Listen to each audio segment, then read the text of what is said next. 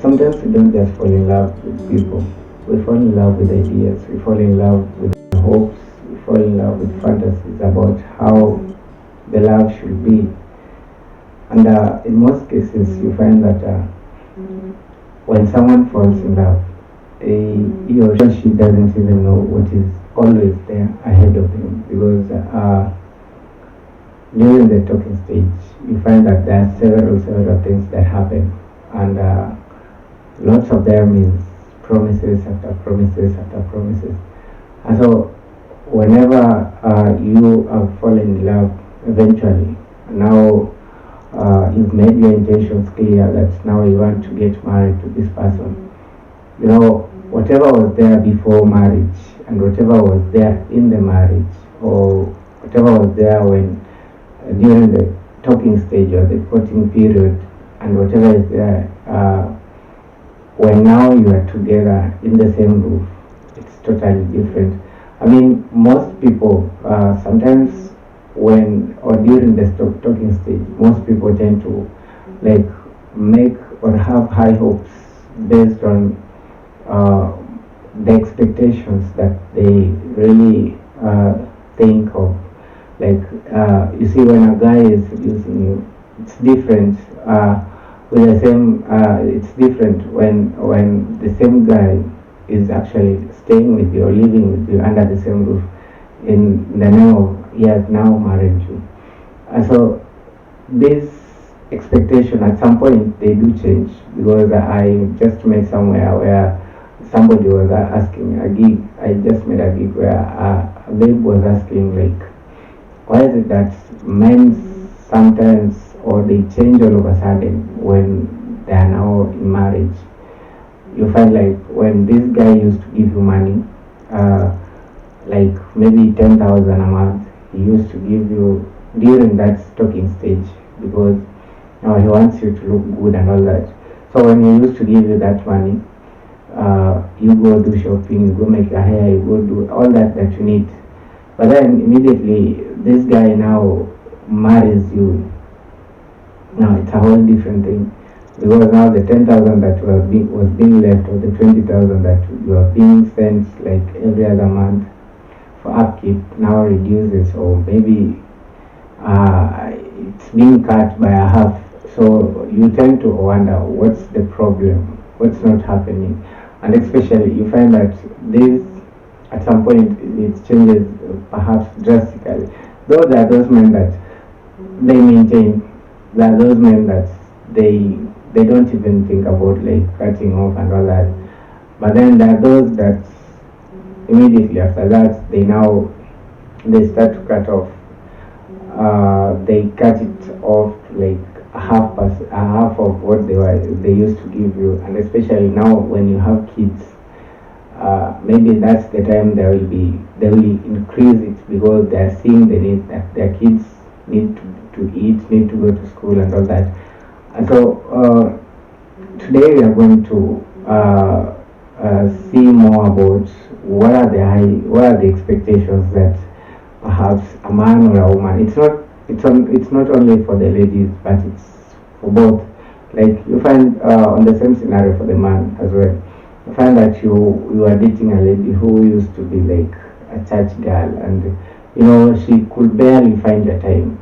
Now after the marriage, you find that all the church and all that she was doing, actually it has just faded, and you tend to ask yourself why. Because that's the time now when you want your marriage to be like, you want to dedicate it to the Almighty, you want God to protect you, to cover your marriage, so that at some point they always say, for the better lack of words, they say usigongewe. And so you want to include God in your marriage, but this is the time whereby you realize that this chick or this babe, she doesn't go to church anymore. She is no longer interested in the church thing. When that time comes for church, she will say, let me just pray at home, or you just go with the kids, I'll be home, I'll be doing the house chores and all that. So these are two-way traffic. It's both. It affects both the male and the female. And so before we begin with that, I want to say thank you so much for staying tuned into the first podcast. a space where we talk about love, we talk about sex, we talk about intimacy, and we talk about everything that evolves around love, sex, and intimacy. And I've realized that you like what we do here. Most of you like, you really, really enjoy what I do here, but then you don't subscribe. Kindly, if you appreciate what I'm doing here, if you really enjoy all these talk, all these conversations that we always have, kindly subscribe, like, share, and tell a friend to tell a friend. Perhaps there is someone who really, really needs this information, and you have it. Please share so that she or he may also be in a position to enjoy the conversation or chip into the conversation. And so our main focus is what are the things that people always do or figure out that they should have in their marriage, like they should have during the marriage. What are some of the high expectations? I believe this affects all round, like that is in the present marriage, in the past marriage, or whether you are about to get married. This at a times it might be like a problem, or it might be like a challenge in your marriage. And so we are going to see what are these things that perhaps people or couples feel like it should be in the continuation process before the marriage and after the marriage. You see, so we have several factors or fantasies. We call them fantasies actually, not factors.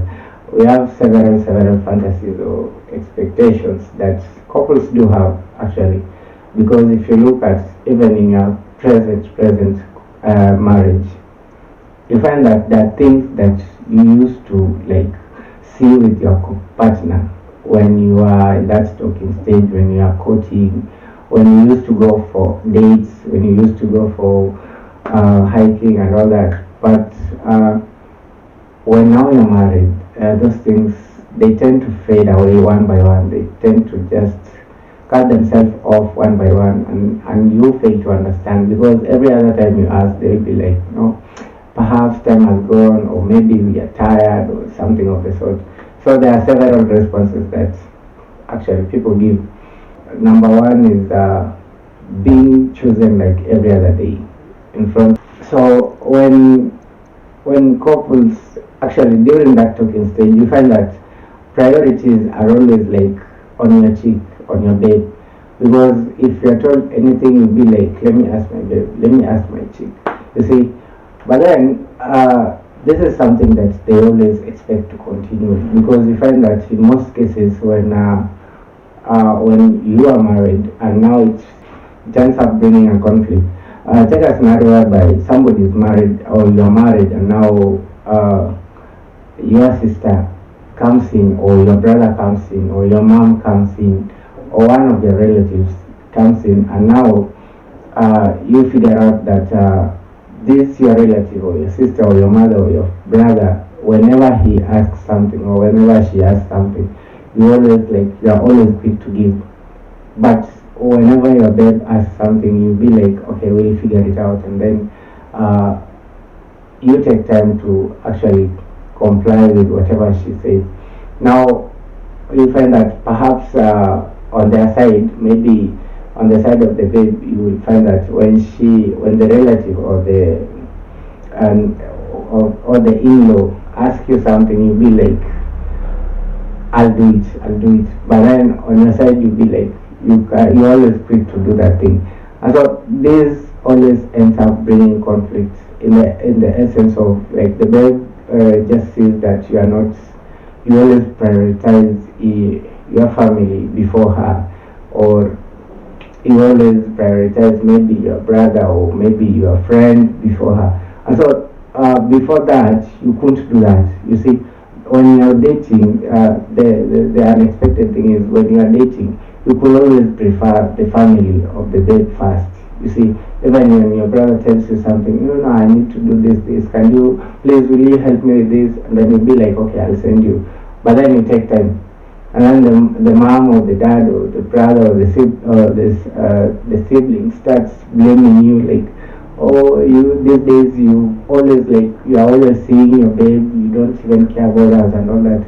So this you see at that time the babe really expects that okay, this man cares about my family so much, so let me just go into it.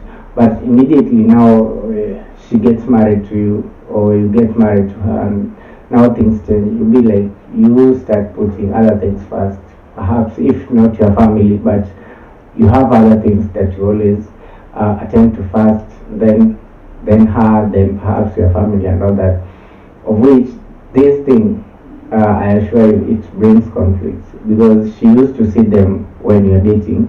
She is expecting to carry on with the same things that you are when you're dating into the marriage, of which at some point it's somehow tricky. But what can you do? I mean, it's they always say it's the logic. Things do turn around at some point, but then you find that when you don't rush into the decisions, like now creating conflict, and at the end of it, maybe the situation that he was attending to or she was attending to was kind of critical, and now she needs to just sort it fast before she gets back to you or he gets back to you. So don't just jump into conclusion. Actually, try to understand him first or her, and then maybe get to know where the problem is. And then number two is emotional intimacy. You expect the guy to be with you like every other time. I mean, you find that whenever you are having a problem, this is one person that you can always talk to every other time. The first person you can talk to is this person. So if you have a problem, you have to like talk to this person first, get to understand what the problem is and all that. But in a scenario whereby now you're in the marriage and you have your own problems and he also has his own problem, and now no one is facing the other person to talk to. I mean, all of you feel like I just need to attend my problems all alone. That is, I feel like my partner won't help me. You see, so you are there physically, but emotionally you are not there. And so actually makes the situation of the partner feel like she is lonely or he is lonely, like he is married to himself. You see that because he can't express whatever he's feeling to you or to her, or she can't express whatever she's going through to you.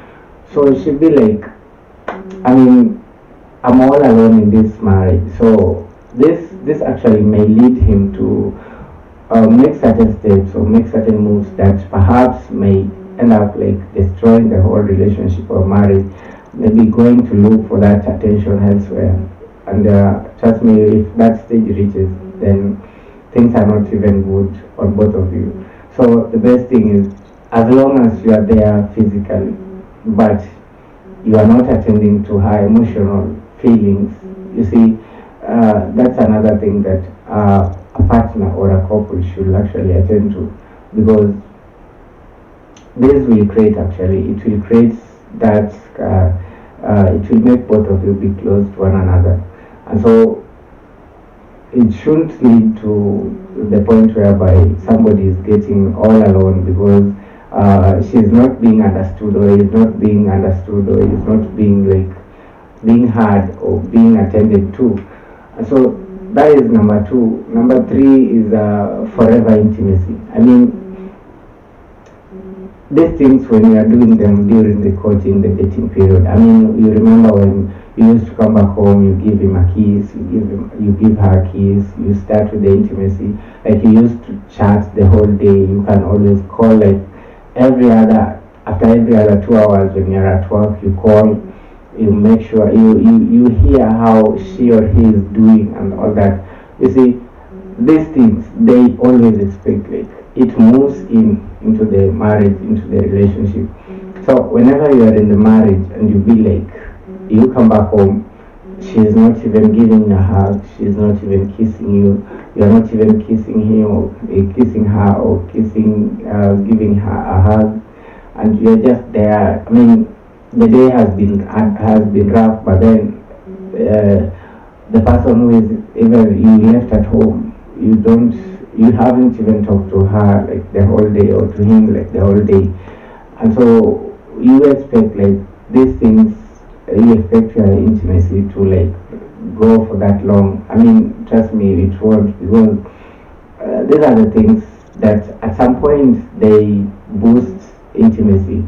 I mean, I've talked about the intimate secrets of intimacy. I mean, in my, I think the sixth episode. Before this, you can just click and watch what are the secrets of intimacy. What are the things that boosts intimacy? And so you find that when you are there, when you are in still dating, when you are still courting, you used to do all this kissing, you used to do all these hugs, you used to do like, I mean, you are always dangerous in bed, like you are always a bedroom bully. You see, Karen Young, she was saying like, be a bedroom bully. So you used to be a bedroom bully when you are still dating. Now when you're in the marriage, you are not. Why? I mean, you start asking yourself, what's not happening? Where did I go wrong? Where is this relationship heading? You see, those are the things that might end up rising into all that. And so someone might end up going elsewhere, actually, to look for all those things, because the partner he is having or she is having is not even doing all that.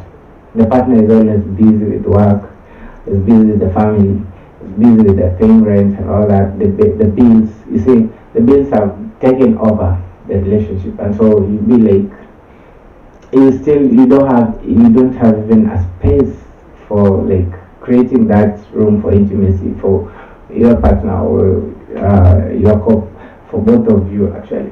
And so that one at some point, however much, okay, time might fly, but at least you try do one or two things, and then I believe this one will still show that you still love her. I mean, for the ladies and for the men, they always want that thing that tells them that I still love you, I still adore you, I still want you. You see, if every time you show him or her that you still want her or you still want him, then I believe everything will run smoothly. I mean, like everything will just go on smoothly, and there will be no quarrel, there will be no cheating, there will be no like loneliness in that house.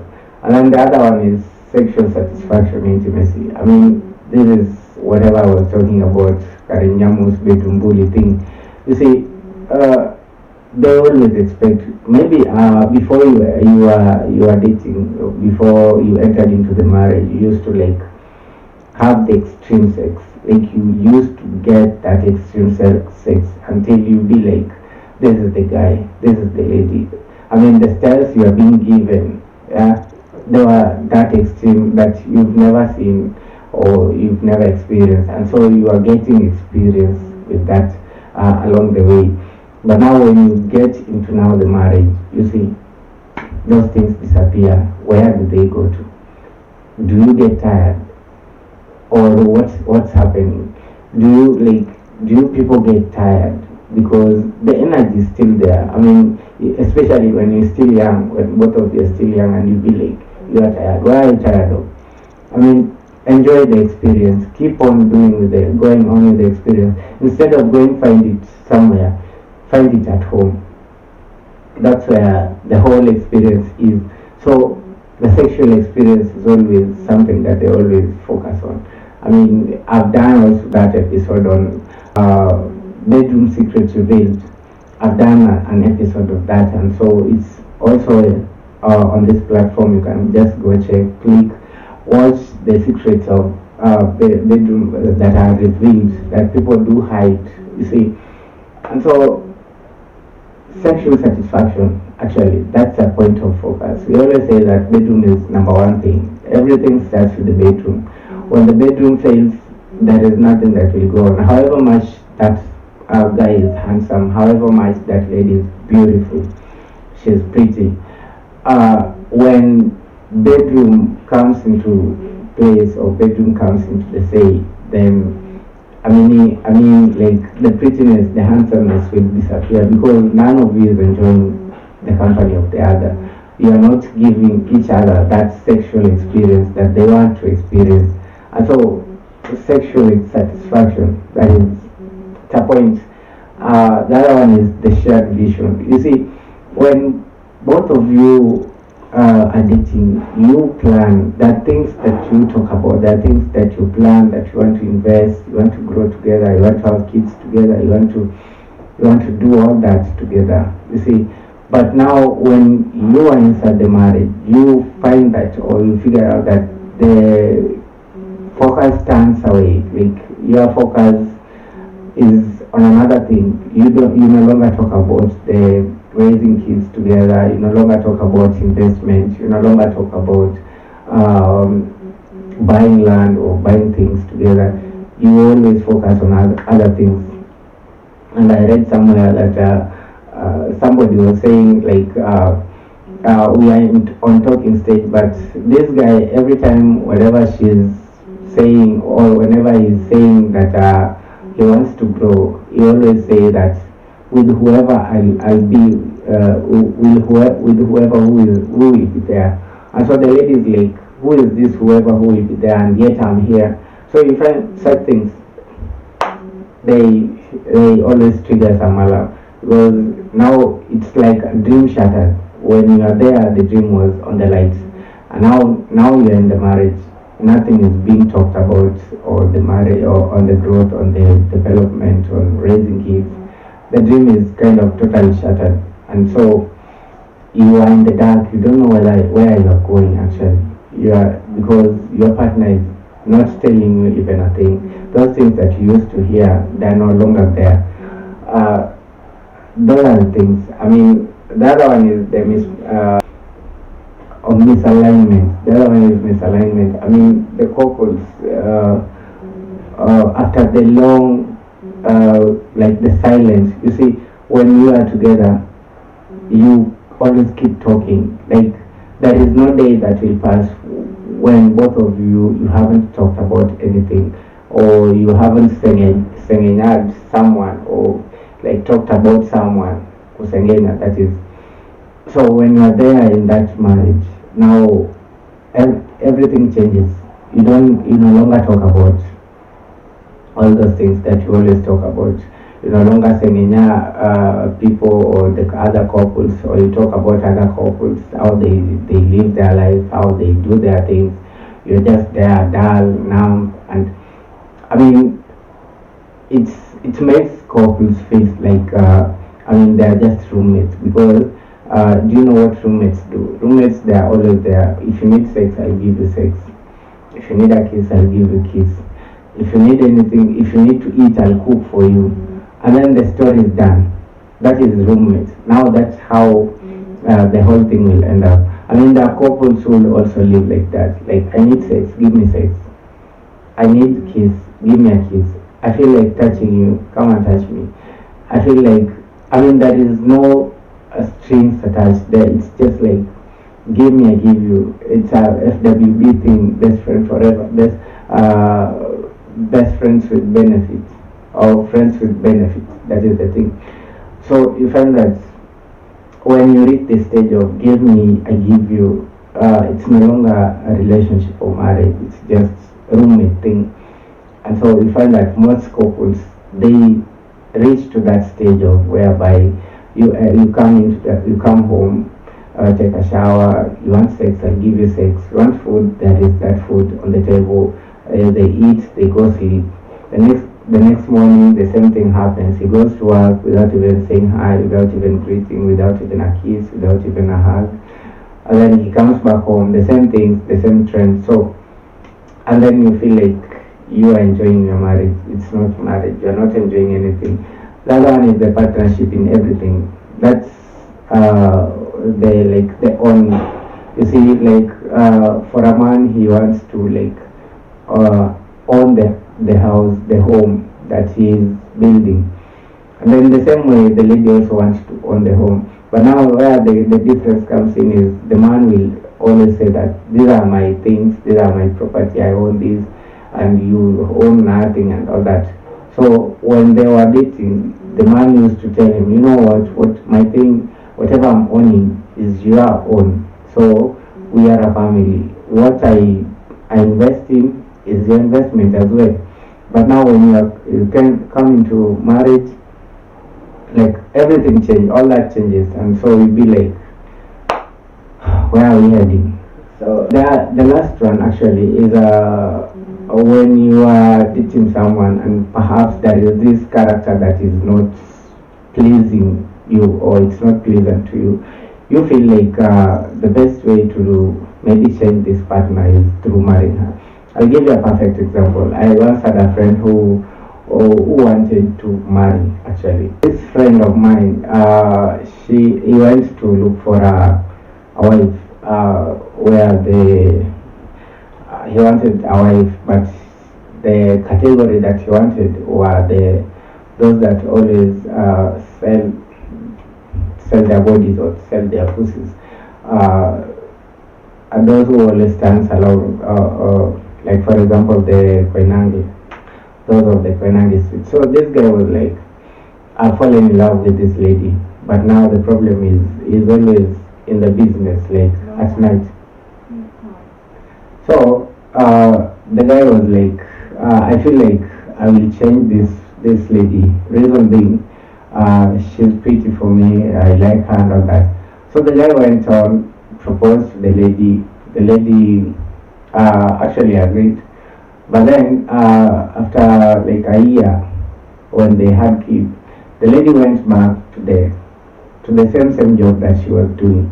And so you realize that actually the motive of the man that she will change this lady actually is not what really happened.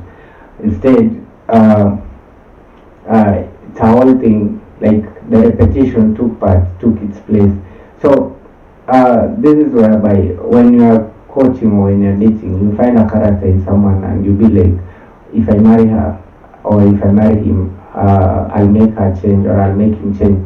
Of which most cases it's not a scenario. That is something that never happens, because when you give it a rate, it's always a 90% chance of someone to change, but 10% they don't really change their characters. In fact, maybe they'll show you more when they're in the marriage because they feel like now you own them.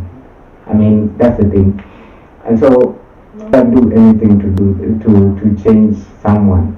So the last one is the constant peace. Like you get married into the relationship, or you get into the relationship with the fact that I'll always have peace. This man is always peaceful and all that. Is not is never quarrel. Like he'll have peace.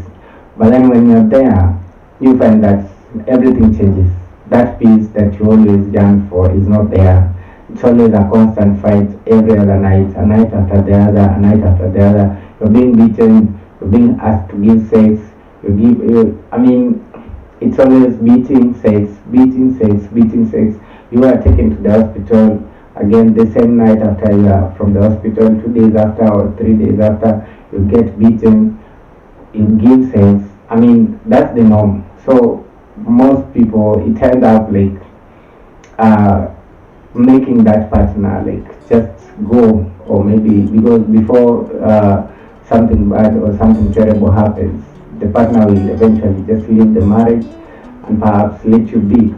And so I want to finish by saying that marriage isn't about fulfilling every other person's fantasy, but it's about discovering how love. It's about discovering how to find love when it fades. It's not about fulfilling every other person's like fantasy, because most of the time you don't really do that, or whatever you expect doesn't really happen. And so I'd like to end it at that and say thank you so much for staying tuned. If you have not subscribed, please subscribe. If you like what I do here, please like, share, tell a friend who might need this information. And so I'm waiting to see you next time. It's another week this week, so hopefully I'll see you next week. And so thank you so much, guys. Stay tuned. Till we meet again.